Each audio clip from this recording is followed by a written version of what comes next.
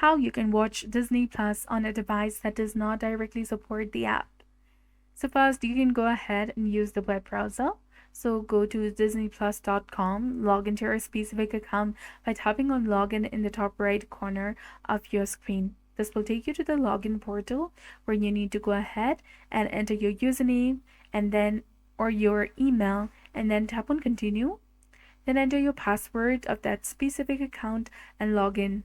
But if you're doing this in your mobile device, tap on the menu icon in the top right corner of your screen and there you will see the option of Enable Desktop Site.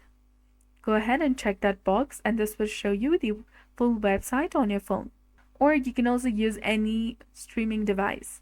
Get a streaming device like Roku, Amazon, Fire Stick, or Chromecast.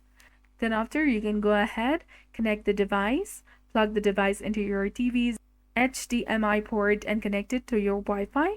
Download the Disney Plus application from your device app store and then log into your account and start streaming. You can also cast from any mobile or tablet. It supports Apple iPhones and iPads, Android phones and tablets, Amazon Fire tablet, Windows 10 and 11 tablets and computers as well.